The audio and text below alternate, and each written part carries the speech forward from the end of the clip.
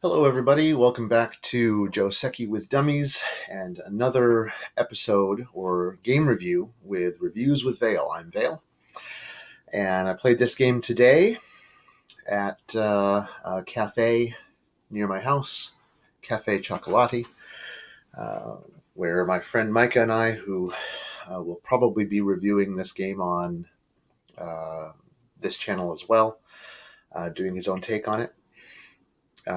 He'll be posting later, where we played this game today, early in the morning, and it was a very exciting game. We're pretty evenly matched at this point, and I thought we would review it together. So let's take a look. In this game, I am white, and we open up with uh, four, 4 stones. He approaches high, which is odd. That's not your standard response. Not sure why he did that. And this is odd too. If you're going to approach high out of 4/4 stone, you should probably stick with your strengths. And this stone should probably be on K4 instead of K3, going for an influence kind of game. I approached here because I don't want him to get an enclosure on the corner with an extension, an ideal extension at K3. Same thing here. He has an enclosure in the upper left. I don't want him to get an extension from that enclosure, and so I block the extension. Basic, really basic opening principle kind of stuff. He does something similar with me. Again, basic opening principle is if you've got the enclosure, block the extension. Or if your opponent has the enclosure, you block their extension, and if they have the extension, you block their enclosure. So this is a very good move.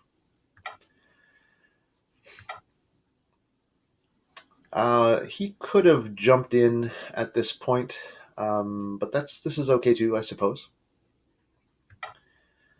And here, I think I make my first mistake, really, where I do a checking extension from my bottom right with this stone, effectively stopping any potential that he has to get big territory here. However, he can still jump into my corner, so what I probably should have done is I should have kicked first.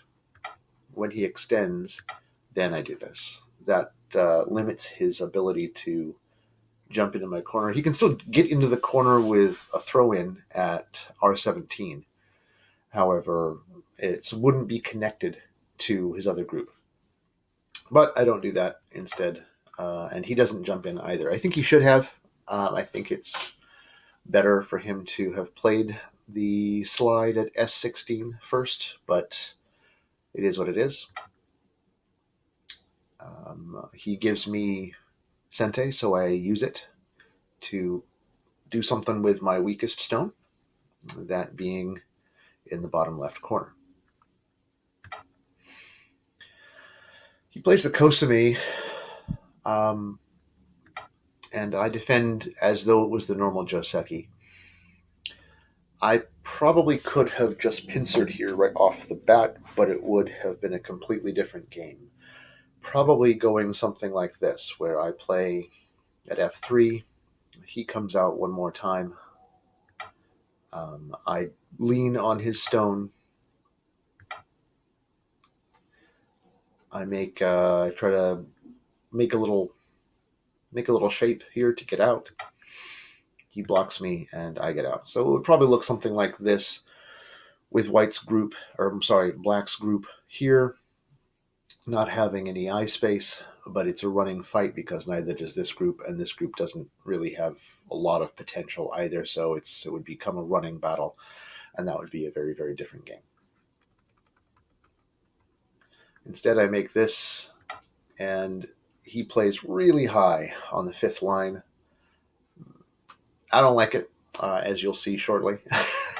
I jump right into there, effectively doing the same thing, except now it's a little harder and a little easier because I have a solid base on the left-hand side, so I'm not really worried about that group. I'm just looking to. I don't know. This is probably an overplay on my part. I probably should have just capped. At which point, something like this is what I envision happening, where he solidifies his group there. I separate his one stone. He tries to connect up, and with this wedge, this is probably the most aggressive response that he could make. At which point, I would just go ahead and sacrifice the L3 stone, and then do something like that. I think this is playable. There's still a cut at M5, and the stone at O4 is not completely dead yet, but this is probably the strongest way to play, I think. I'm not sure. Instead, I jump in, which I think is an overplay, now that I look at it. He closes me off at H4 anyway, and I got to do some fancy footwork. So I was curious how this was going to play out. I've seen other players do something like this before. You know, I didn't make a variation for this, but if he blocks at G4, then I can Atari at F4. So, you know, like this. And then if I do something like this, I'm curious what would happen. You know, granted, he can do this, but I don't know. I think this might be better for white than the way it played out, which is with this wedge, and then he blocks, which was probably better for him. So it was probably good that he didn't play at G4. And overall, I was not very pleased with the way this turned out for white. Now, my assumption here, he plays here, but my assumption is that he would have done this. This is kind of what I was hoping for, where he takes and I get to connect down here, and then my hope would be to kill off or severely damage black's two stones on the bottom there at K3 and O4. This is what I was envisioning happening. Did not play out that way. Nope. Instead, he plays here, and I decided at this point that I needed to give him the bottom left corner, which is very large, granted. It's very large, but I needed to stop him from having a lot of influence towards the center, and I needed to do something with my fairly weak my white group. So I extend out in the hope to make a connection. Now, this was the other option, and this is what I was afraid of. I didn't want this to happen, where he would Hane at the top. I would need to defend that stone from being cut, and then he could come out, and now he's starting to use. Now he's got a big corner, and he's out towards the center, and all I've got are a few points here on the left side of the board. So this is what I was looking at and thinking, that's not what I want at all. So that's why I made this move. He descends.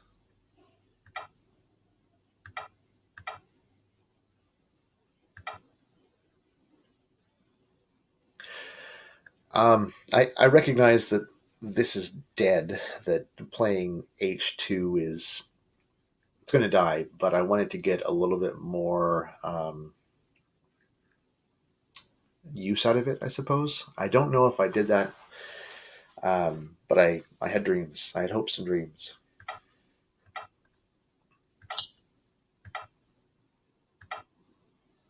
I think this was a bad move for black. I think he should have played either somewhere near the upper left, or he should have just played maybe done something over here, maybe even attached at Q3, done something to strengthen his connection with this stone. So now now that I've given him a large corner, but I want to make something out of my wall and use my influence. So I pull out a trick from AlphaGo and I lean on his enclosure. Again, a really weird fifth line move. I think he should have just uh, blocked, but or maybe at D14, or played under at C13, or if he's going to Tanuki, play at E17 and make sure he's got the corner completely. So this is what I played in the game. And this is the other option, and this turns into a really tricky life and death scenario with a couple of different options. So that was a little too fast, but so he would be blocking me if I had played this way. He would block me here. I could Hane underneath. He blocks. I connect. Um, he would block me here because there's really nothing that can be done. I don't have a stone here at F17 like I would normally in this Joseki. So he can go ahead and block and not worry about the cut necessarily. I would try to get underneath to make eye space. He obviously descends, blocks me, and then here's my dilemma. So this could live depending on how he played. Um, this is the way it would work out. So he would descend, and I would play here. He makes the Hane here, and that's alive. Even if he plays inside here, I would just connect. So there's my two eyes. However, he doesn't have to do that, and instead of descending, he could throw in right away. At which point, this becomes an interesting because after I block the connection, he would descend. I need to keep that eye available, so I need to block at A16, and then he starts the here. So this is the best case scenario for me jumping directly into the 3-3 back here on move 46. So I didn't like my options. Even with the odd move at F15, I didn't like my options there. So instead, I just pushed. He backs off, and I think I'm probably overly fond of this kind of move. I probably shouldn't be making moves like this. It's probably just making him stronger. Here, I think he should have just straight up connected it at E16, but he didn't do that. So it let me push through.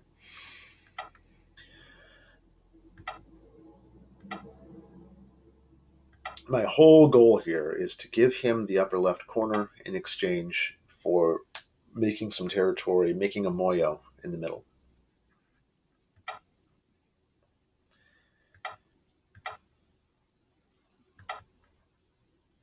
So he jumps out, or he jumps into my corner. My other option here, instead of blocking at R16, is to block here at Q17. But then he gets a pretty good sized corner with no muss, no fuss. And I didn't like the way that turned out. So I wanted to push my luck a little bit.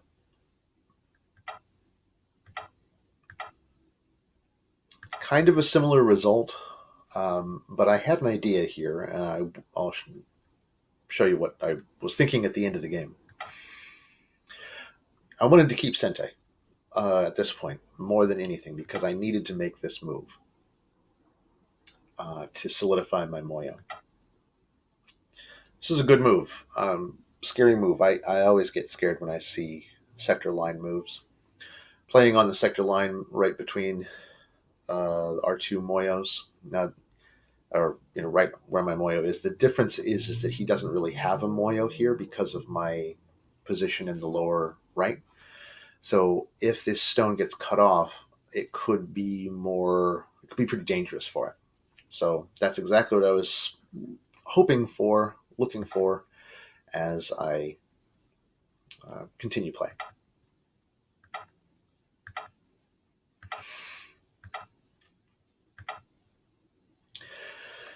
Here I am.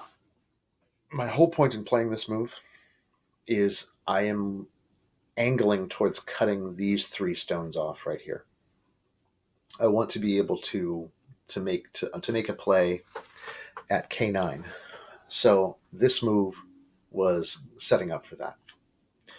If I had just blocked, then when he plays here at J6, I capture, he plays solidly, and now he's connected. There's no way I can really do anything to these 3 stones because they're so well connected. So I didn't want that to happen, so I played here instead.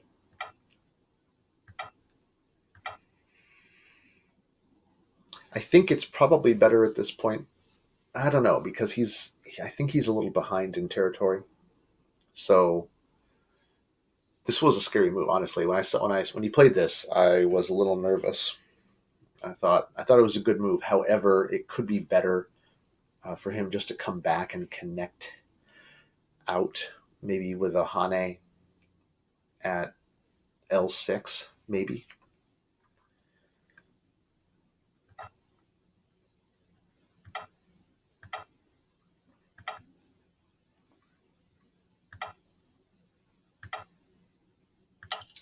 I asked Micah after the game if he saw that his stone at D16 was in Atari. He said no. So that's why this mistake was made. I was actually curious if he was giving up his corner to try to do something fancy. As it turns out, he still continues to fight for a bunch of weak groups.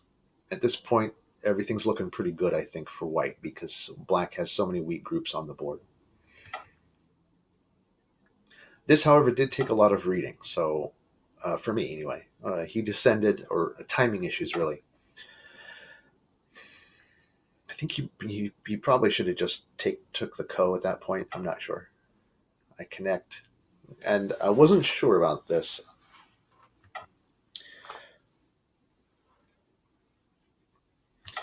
At this point, I connected here. I wanted to try and kill black's. I wanted to put some pressure on his corner and hopefully kill his corner off. But I read that if I did this, I would lose the capturing race. Notice that my group here in the big clumpy group only has 2 liberties. And I need to connect here. So then he would put me in Atari there. So I didn't want that. So I needed to connect. Now I've got 4 liberties to my name.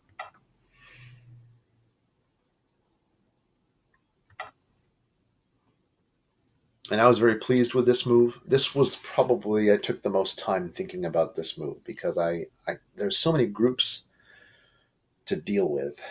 I wasn't sure what necessarily to do, but keeping my eye on the ball, I really didn't want this G13 group to connect out to anything that could possibly be alive. Remember, I've still got my eyes on this cut here.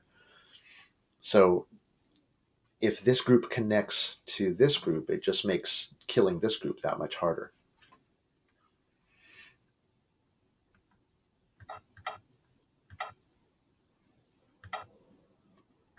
So I was very pleased with the way this turned out. That's an Atari. And when he plays this, my big group in the top left, has 2 liberties. So I was keeping an eye on that. I descended there, and I kind of kicked myself here because I think I should have played the Atari first, considering that so this is the way I would assume he would play, and if he took there, then I could capture his corner like this. That would be pretty easy. The alternative would be if I played here and he connected underneath, I think I could still capture his corner, but just in a different order. So that would be the way. So looking at all that, I think in retrospect, I should have played B13 before I played F18. However, it worked out in the end anyway.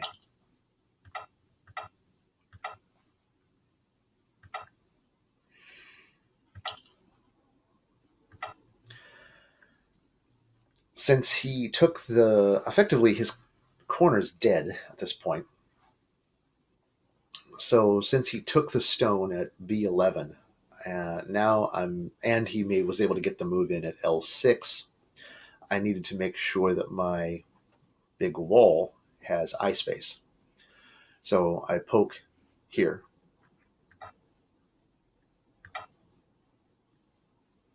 He Ataris me, but I ignore it because, again, as I mentioned before, I've got my eyes on this group here and have for a while.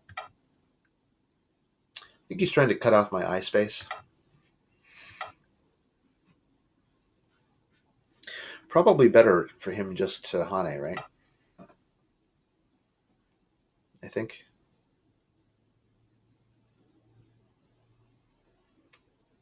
I don't know. It's a fight. I don't think that's a good move, though. Oh, obviously it isn't because he loses the game. Sorry, Micah, I love you.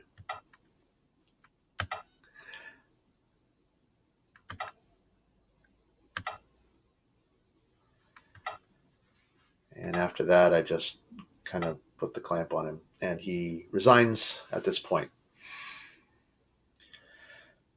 So I had some ideas about the continuation down here. If the game had continued, I had my eye on this group, but I wasn't sure how it was going to turn out. I wanted to play out some scenarios, and this is probably, what do they call that when you're reading things out, but you're reading them out in a way that's advantageous to you. There's a Japanese word for that, but I don't know. I think this could potentially have been okay. Now it's a capturing race, right? Between my group and his. It's a ko. It's a very big ko. This is kind of what I was thinking might happen in the course of the game for me to get my corner back, but it's pretty ambitious. As it is, after I kill off this group, I have, let's see, is there a score estimator here? I think there is.